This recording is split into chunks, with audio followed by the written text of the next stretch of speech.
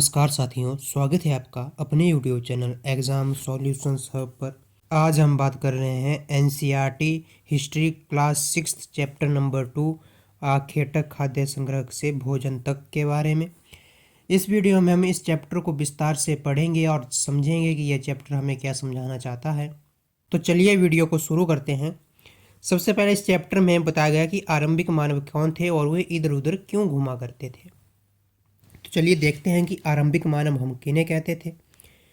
इसके बारे में कहा गया है, इस उपमहाद्वीप में लगभग 20 साल पहले आरंभिक मानव निवास करते थे। इन्हें आखेटक खाद्य संग्रह कहा जाता था क्योंकि उनका मुख्य जीवन यापन शिकार, प्राकृतिक संसाधनों को इकट्ठा करने पर आधारित होता था।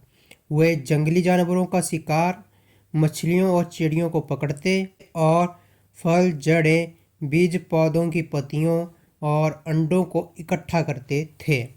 यानी कि इस उपमहाद्वीप का अर्थ हुआ भारतीय उपमहाद्वीप। जैसा कि मैंने आपको पिछले चैप्टर में बताया था कि एनसीईआरटी हिस्ट्री क्लास 6 में जब भी आपको इस उपमहाद्वीप यानी उपमहाद्वीप का शब्द मिलेगा तो उसका अर्थ होगा भारतीय उपमहाद्वीप, जिसमें नेपाल, भूटान, पाकिस्तान, बांग्लादेश, श्रीलंका, अफगानिस्तान आदि शामिल हैं। तो ये जो भारतीय उपमहाद्वीप वाला भाग था, इसमें लगभग 20 साल पहले आरंभिक मानव जो थे निवास करते थे, जिन्हें हम आखेटक और खाद्य संग्रह कहते हैं।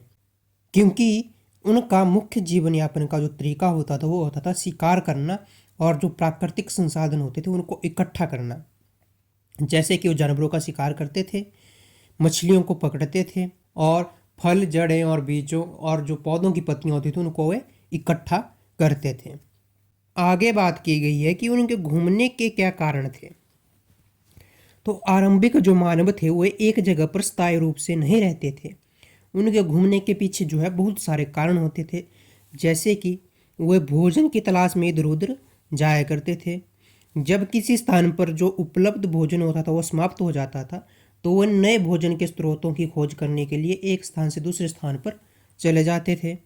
उसके अलावा वो जानवरों का पीछा भी करते थे। जैसा कि हमें पता है कि जो आरंभिक मानव है वो शिकार करते थे, तो इसलिए वो जब शिकार पर जाते थे तो वो जानवरों का पीछा करते करते हुए एक जगह से दूसरी जगह भी चले जाया करते थे। क्योंकि जो जानवर होते थे वो जब एक जगह पर उनका चारा खत्म हो जाता था तो वो दूसरी जगह चले जाते थे, इसलिए आरंभिक मानव था वो भी उनके पीछे चला जाता था। इसके अलावा मौसमी फल और जो पौधे होते थे उनके कारण भी आरंभिक मानव एक स्थान से दूसरे स्थान पर जाया करते थे। क्योंकि जो मौसमी फल और सब्जियां होती हैं वो एक मौसम के अनुसार एक जगह पर लगती हैं, तो आरंभिक मानव जो थे वो भी इनकी खोज में स्थान बदलते रहते थे। उसके अलावा जो आरंभिक मानव था वो पानी की आवश्यकताओं को पूरा करने के लिए भी इधर उधर जाया करता था। क्योंकि सूखे के मौसम में पानी मिलना दुर्लभ हो जाता था, जिस कारण आरंभिक मानव जल स्रोतों की तलाश में इधर उधर जाया करते थे।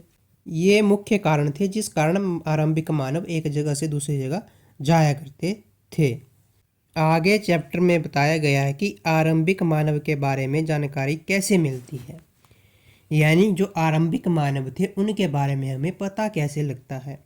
जैसा कि आपने पहले चैप्टर में पढ़ा था कि इतिहास के यानी अतीत को जानने के 3 मुख्य स्रोत होते हैं। पहले होते हैं पांडुलिपियाँ, दूसरे होते हैं अभिलेख और तीसरे होते हैं पुरातात्विक साक्ष्य। तो जो आरंभिक मानव के बारे में हमें जानकारी मिलती है वो मिलती है हमें पुरातात्विक साक्ष्यों के द्वारा। तो देखिए, इसके बारे में कहा गया है कि आरंभिक मानव के जीवन में पत्थर, लकड़ी और हड्डियों से बनाए गए औजारों, हथियारों का विशेष महत्व था और औजारों के अवशेष पुरातत्वविदों को मिले हैं जो कि आरंभिक मानव के विकास और दैनिक जीवन को समझने में मदद करते हैं। जैसा कि मैंने आपको पहले बताया कि जो पुरातात्विक साक्ष्य होते हैं उनके द्वारा हमें आरंभिक मानव के बारे में जानकारी मिलती है। तो आगे इसमें बताया गया है कि जो आरंभिक मानव थे वो औजारों का निर्माण और उपयोग किन कार्यों के लिए करते थे। तो चलिए देखते हैं कि औजारों का निर्माण वे कैसे करते थे। आरंभिक मानव जो थे उन्होंने पत्थरों को घिसकर धारदार औजार बनाए और लकड़ियों और हड्डियों का उपयोग भी आरंभिक मानव ने हथियार बनाने के लिए किया। भाले और बाण जैसे हथियार बनाने के लिए पत्थरों को धारदार बनाकर लकड़ी और हड्डियों के साथ जोड़ा जाता था। अब आगे देखते हैं कि वह औजारों का उपयोग किन कार्यों के लिए करते थे। पहला कार्य जो होता था वो होता था उनका फूल और फल जो थे उनको काटना, मांस को काटना, खाल को उतारना आदि इस तरह के कार्य थे उनके लिए करते। जैसे औजारों का उपयोग वे फल फूल काटने और मांस तथा हड्डियों को काटने के लिए किया करते थे। खाल उतारने के लिए किया करते थे, यानी जानवरों की खाल और पेड़ों की छाल उतारने में भी वो इन औजारों का उपयोग करते थे। जो दूसरा उपयोग वे करते थे खुदाई और सिलाई के लिए, यानी खाना योग्य जड़ों को खोदने के लिए वे पत्थरों के औजारों का उपयोग किया करते थे। जैसा कि हम इस चित्र में देख सकते हैं कि वे इस तरह के धारदार जो हथियार होते थे पत्थर के बने हुए उनका उपयोग करते थे जड़ों को निकालने के लिए। और जानवरों की खाल से बने वस्त्रों को सिलने के लिए भी औजारों का उपयोग होता था, यानी कि जो जानवरों की खाल से वो वस्त्र बनाते थे जैसा कि हम इस चित्र में देख सकते हैं। तो इस प्रकार वे सिलाई करने के लिए भी पत्थरों के औजारों का उपयोग करते थे। अब आगे बताया गया है कि मानव इतिहास के प्रमुख काल कौन कौन से हैं और वे कब शुरू हुए और कब खत्म हुए। तो ये आपको एनसीईआरटी में नाम और तिथियां करके एक बॉक्स जो मिलेगा उसमें ये जानकारी दी गई है। तो आइए देखते हैं कि इसके बारे में इसमें क्या कहा गया है। इसके बारे में कहा गया है कि मानव इतिहास के विभिन्न कालखंडों को उनकी जीवन शैली, औजारों के निर्माण और पर्यावरणीय परिवर्तनों के आधार पर वर्गीकृत किया गया है। सबसे पहले बताया गया है पूरा पाषाण काल के बारे में, जो लगभग 20 लाख वर्ष पहले शुरू हुआ और 12,000 साल पहले तक चला। और पूरा पाषाण काल का अर्थ जो है वो इस प्रकार है कि पूरा पाषाण काल दो शब्दों से मिलकर बना हुआ है, जिसमें है पूरा और पाषाण।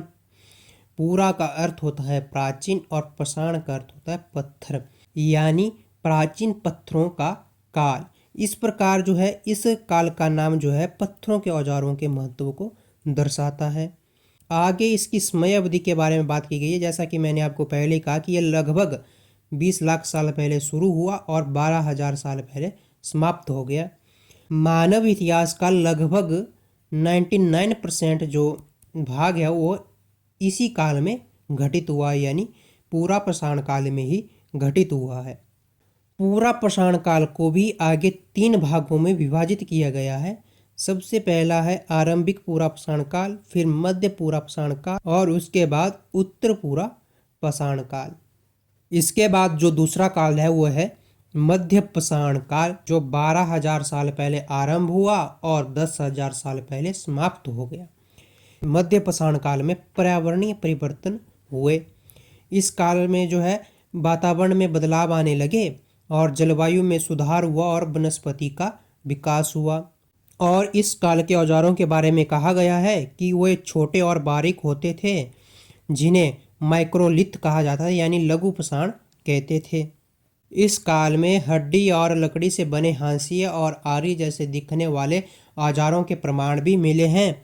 और जो पूरा पाषाण काल में औजार उपयोग में लाए जाते थे वे इस काल में भी उपयोग में लाए जाते थे। इसके अलावा जो तीसरा काल था वह था नव पाषाण काल, जो 10,000 साल पहले आरंभ हुआ। नव पाषाण काल की विशेषता यह है कि इस काल में जो है स्थायी निवास, कृषि और मिट्टी के बर्तनों का विकास हुआ और जो लोग थे उन्होंने पत्थर के बेहतर औजार बनाने लगे। यह काल, जैसा कि मैंने आपको पहले ही कहा कि 10,000 साल पहले शुरू हुआ, तो ये थे 3 मुख्य काल जिनमें मानवीय इतिहास को बांटा गया है। पहला काल है पूरा पाषाण काल, दूसरा है मध्य पाषाण काल और तीसरा है नव पाषाण काल। अब आगे देखते हैं। आगे इसमें बताया गया है कि रहने की जगहों का निर्धारण, यानी कि जो आरंभिक मानव थे उन्होंने अपने रहने के लिए जगहों का निर्धारण किस प्रकार किया। आरंभिक मानव के जीवन में रहने की जगहों का बड़ा महत्व था। वे मुख्य रूप से प्राकृतिक आश्रयों में रहते थे, जो उन्हें मौसम की कठिनाइयों, जंगली जानवरों से सुरक्षा प्रदान करते थे। वे अधिकतर नदियों या झीलों के किनारे ऐसी जगहों में रहते थे जहां उन्हें अच्छे पत्थर मिल सके। तो जो आरंभिक मानव होते थे वो प्राकृतिक आश्रयों यानी जैसे गुफाएं हो गई उनमें रहते थे। ये गुफाएं उन्हें मौसम की कठिनाइयों जैसे कि बारिश, धूप आदि से बचाते थे और जंगली जानवरों से सुरक्षा भी करती थी। और आरंभिक मानव जो हैं वो ऐसी जगहों का चुनाव करते थे रहने के लिए जहाँ पर उन्हें पत्थर भी मिल जाएं और पीने के लिए पानी भी मिल जाए। आगे चैप्टर में मुख्य पुरास्थलों के बारे में बताया गया है। इनके बारे में जानने से पहले हमें यह पता होना चाहिए कि पुरास्थल किसे कहते हैं। तो पुरास्थल उस स्थान को कहते हैं जहाँ से औजारों, बर्तनों और इमारतों जैसे वस्तुओं के अवशेष मिले, उसे हम पुरास्थल स्थान कहते हैं। तो अब देखते हैं पूरा पाषाणिक पुरास्थल। तो पूरा पाषाणिक पुरास्थल में सबसे पहले बात आती है भीमटेका की, जो मध्य प्रदेश में है। यहाँ के स्थान गुफाओं और कंदराओं के लिए प्रसिद्ध है। अगर आप मैप में देखेंगे तो आपको यहाँ पे भीमटेका की गुफाएं मिल जाएंगी। जो भीमटेका की गुफाएं हैं वो मध्य प्रदेश में है, जैसा कि मैंने आपको पहले ही कहा। और ये गुफाएं जो है नर्मदा नदी घाटी जो है उसके आसपास स्थित हैं। आरंभिक लोग जो थे वो बारिश, धूप और हवाओं से बचने के लिए इन गुफाओं में रहते थे। भीमटेका के बाद जो मुख्य पूरा पाषाणिक पुरास्थल है वो है होसंगी। होसंगी जो है वो दक्षिण भारत में स्थित है। अगर आप मैप में देखेंगे तो आपको यहाँ पे होसंगी मिल जाएगा। उसके बाद है कुरनूल की गुफाएं। ये गुफाएं दक्षिण भारत में स्थित हैं और यहाँ शिकार व खाद्य संग्रहकों के जीवन के प्रमाण मिले हैं। अगर आप मैप में यहाँ पे देखेंगे तो आपको कुरनूल की गुफाएं मिल जाएंगी। आगे बात की गई है नवपाषाणिक पुरास्थलों के बारे में। जैसा कि मैंने आपको पहले ही बताया है कि जो नवपाषाणिक युग है उसमें लोग जो थे कृषि और स्थायी निवास की ओर बढ़ रहे थे। तो जो नवपाषाणिक युग के पुरास्थल हैं वो इस प्रकार हैं। बुर्जहोम जो कि जम्मू कश्मीर में स्थित है। अगर आप मैप में यहाँ पे देखेंगे तो आपको बुर्जहोम दिख जाएगा। उसके बाद है मेहरगढ़। मेहरगढ़ के बारे में हमने चैप्टर 1 में भी बात की थी, तो मेहरगढ़ आपको यहाँ पे मिल जाएगा। इसके बाद चिराद और कोल्डी हवा जो भारत के उत्तर क्षेत्र में स्थित है, यानी मैप में आपको कोल्डी हवा यहाँ पे मिल जाएगा और चिराद आपको यहाँ पे देखने को मिल जाएगा। उसके बाद महागढ़ा और दाओजली हेडिंग के बारे में बात की गई है जो पूर्वोत्तर भारत में स्थित है। दाओजली जगह आपको मैप में यहाँ पे देखने को मिल जाएगी और महागढ़ा आपको यहाँ पे देखने को मिल जाएगा। उसके बाद बात की गई है हुल्लूर और पेयमपल्ली के बारे में जो दक्षिण भारत में स्थित है। अगर आप मैप में देखेंगे तो आपको हुल्लूर यहाँ पे मिल जाएगा और पेयमपल्ली आपको यहाँ पे मिल जाएगा। तो ये थे कुछ नवपाषाणिक युग के पूरा स्थल।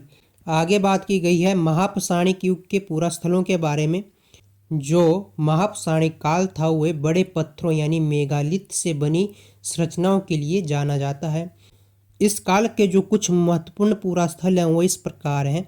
पहला है ब्रह्मगिरी जो कर्नाटक में स्थित है और दूसरा है आदिचनल्लूर जो तमिलनाडु में स्थित है। अगर आप मैप में देखेंगे तो आदिचनल्लूर आपको यहाँ पे देखने को मिल जाएगा और जो ब्रह्मगिरी है वो क्षेत्र आपको यहाँ पे देखने को मिलेगा। इसके अलावा इसमें आरंभिक गांव के बारे में भी बताया गया है जो इनाम गांव है जो महाराष्ट्र में स्थित है और यह आरंभिक मानव बस्ती का उदाहरण है। अगर आप मैप में देखेंगे तो आपको यहाँ पे जो है इनाम गांव दिख जाएगा। तो ये था इनाम गांव जो कि आरंभिक मानव बस्ती का एक उदाहरण है। इसके बाद आगे बात की गई है आग की खोज के बारे में।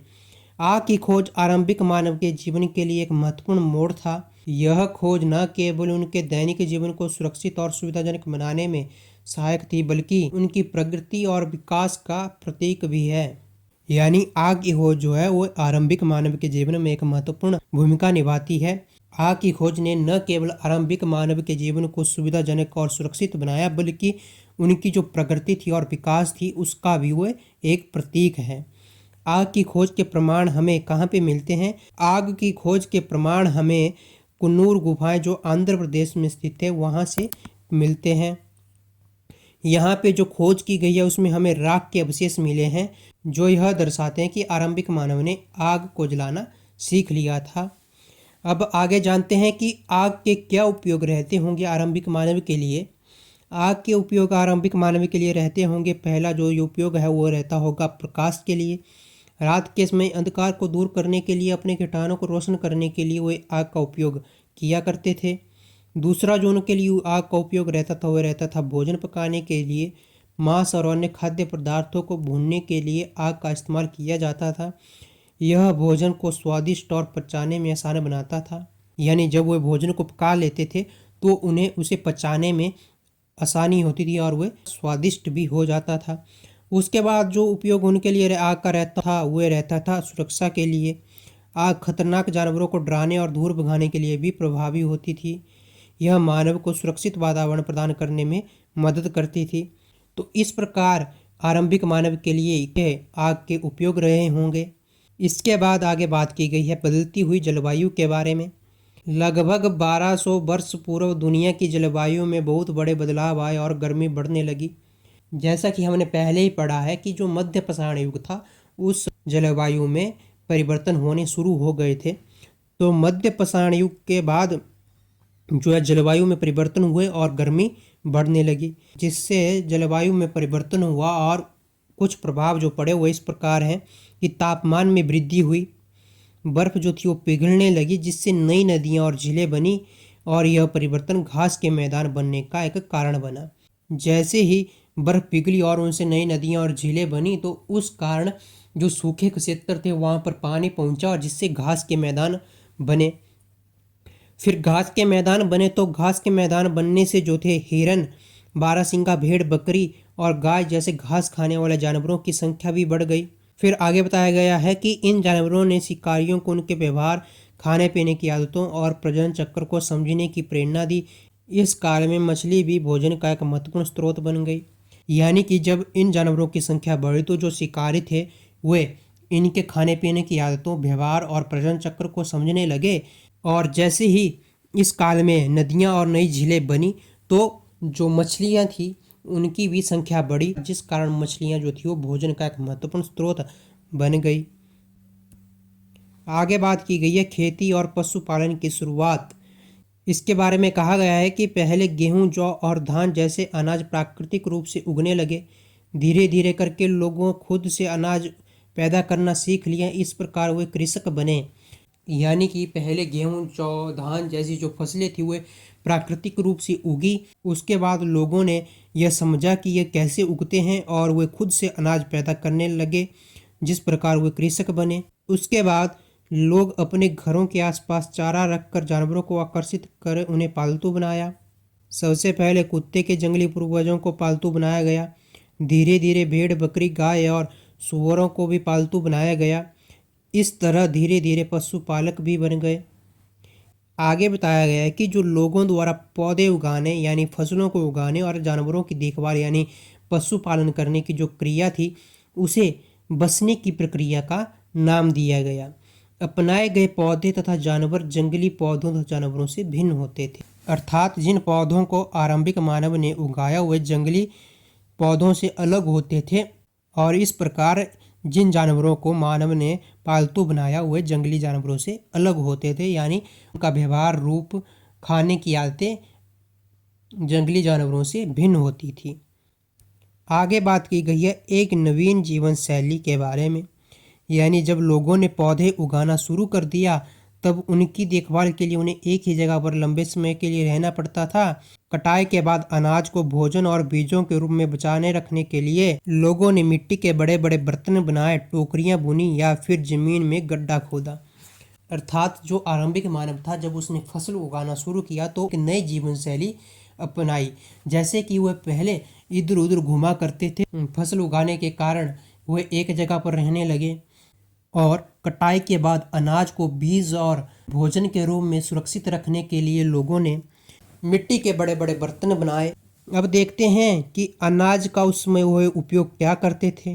तो पहला उपयोग जो अनाज का वे करते थे बीजों के रूप में, यानी अनाज को बीज के रूप में अगली फसल उगाने के लिए उपयोग में लाते थे। दूसरा जो उपयोग वो करते थे खाद्य के रूप में, यानी अपने भोजन के रूप में। तीसरा जो उपयोग वे करते थे उपहार के रूप में। वे अनाज को उपहार या विनिमय के रूप में भी उपयोग किया करते थे। और जो चौथा उपयोग वे करते थे अनाज का, वे करते थे भंडारण के रूप में, यानी भविष्य की जरूरतों को पूरा करने के लिए भी वो अनाज को सुरक्षित रखा करते थे। आगे बात की गई है जानवर चलते फिरते खाद्य भंडार, यानी जो जानवर होते थे, पशु होते थे, वे चलते फिरते भोजन के भंडार होते थे। इसके बारे में कहा गया है कि पशुपालन जो है भोजन भंडार का एक तरीका है। जानवरों की देखभाल करने पर उनकी संख्या बढ़ती है और साथ ही दूध और मांस भी प्राप्त होता है। यानी जब हम जानवरों को पालते हैं, उनकी देखभाल करते हैं, तो उनकी संख्या बढ़ती है, जिससे हमें दूध और मांस प्राप्त होता है। उसके बाद आगे बात की गई है स्थायी जीवन की ओर। जैसा कि मैंने आपको पहले ही कहा कि जब मानव ने कृषि करना शुरू की तो वह स्थायी जीवन की ओर बढ़ा। इसमें कहा गया है कि नवपाषाण युग में मानव ने स्थायी जीवन शैली की ओर कदम बढ़ाए। खेती, पशुपालन, घरों का निर्माण, औजारों और बर्तन बनाने के तरीकों ने इसे संभव बनाया। लगभग 10,000 वर्ष पहले मानव ने स्थायी जीवन शैली को अपनाया। जैसा कि मैंने आपको पहले ही बताया है कि नवपाषाण युग में कृषि का विकास होना आरंभ हो गया था, तो इस कारण आरंभिक लोग स्थायी जीवन की ओर बढ़े। आगे स्थायी जीवन के बारे में कुछ और बातें बताई गई है। जैसे बुर्जहोम कश्मीर के बारे में बताया गया है कि यहाँ के जो लोग थे वो गड्ढों के नीचे घर बनाकर रहते थे, जिन्हें गर्तवास कहा जाता है। इनमें उतरने के लिए सीढ़ियाँ होती थी, इससे उन्हें ठंड के मौसम में सुरक्षा मिलती होगी। लोग मौसम के अनुसार घर के अंदर या बाहर खाना बनाते थे, क्योंकि घर के अंदर और बाहर आग के जलने के अवशेष मिले हैं।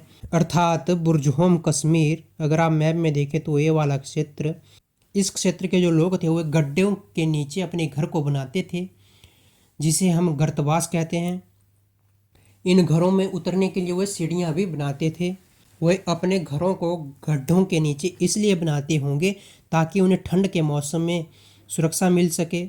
और जो लोग थे वो मौसम के अनुसार घर के बाहर और घर के अंदर दोनों जगहों पर ही भोजन बनाया करते थे, क्योंकि उनके घरों और बाहर दोनों जगह आग के अवशेष पाए गए हैं। उसके बाद बात की गई है कि जो नवपाषाणिक युग था उसमें औजार किस प्रकार के होते थे। नवपाषाणिक युग के जो औजार थे उनकी धार को और अधिक तीखा बनाने के लिए, यानी पैना करने के लिए, नोकीला बनाने के लिए उन पर पॉलिश चढ़ाई जाती थी। अनाज और वनस्पति से जो प्राप्त चीज़ें होती थी उनको पीसने के लिए ओखली और मसूल का प्रयोग किया जाता था। इसके बाद आगे बात की गई है नवपाषाणिक युग के बर्तनों के बारे में। जो नवपाषाणिक पूरा स्थल है वहाँ से कई प्रकार के मिट्टी के बर्तन मिले हैं। जो ये बर्तन होते थे इन पर कभी कभी अलंकरण भी किया जाता था।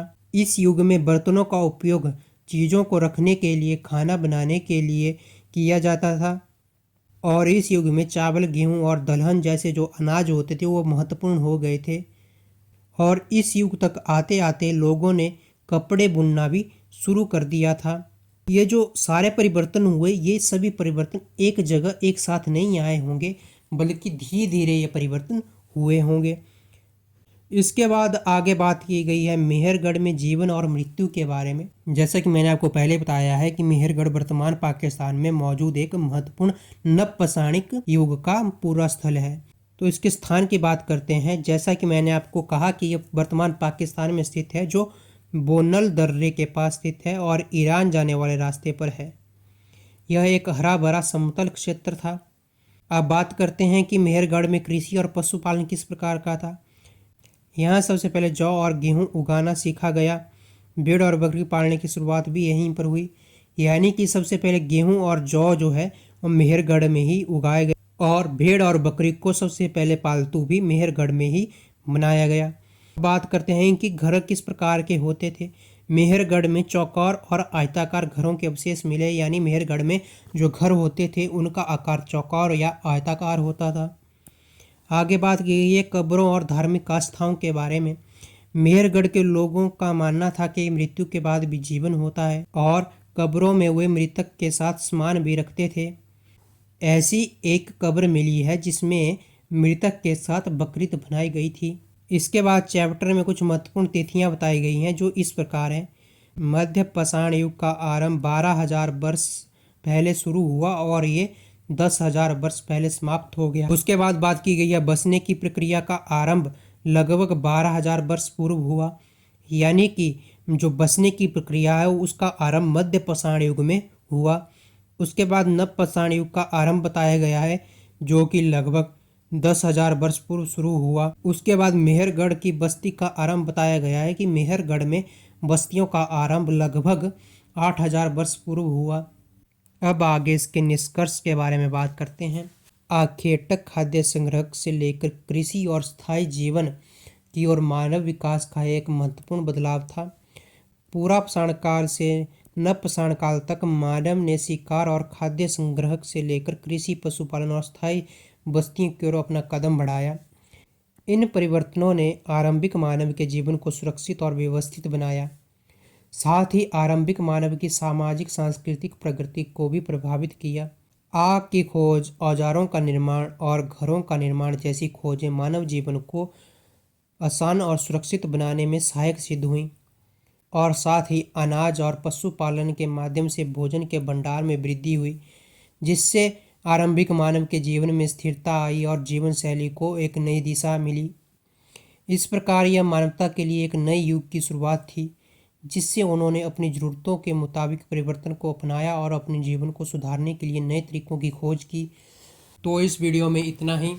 ये था NCERT history class 6 chapter number 2 आखेटक खाद्य संग्रह से भोजन तक के बारे में डिटेल्ड एक्सप्लेनेशन। उम्मीद करता हूँ आपको इस वीडियो से कुछ सीखने को मिला होगा। अगर आपको इस वीडियो से सीखने को कुछ मिला होगा तो चैनल को सब्सक्राइब करना, वीडियो को लाइक करना। मिलते हैं अगले वीडियो में, तब तक के लिए पढ़ते रहिए, सीखते रहिए। जय हिंद, जय भारत।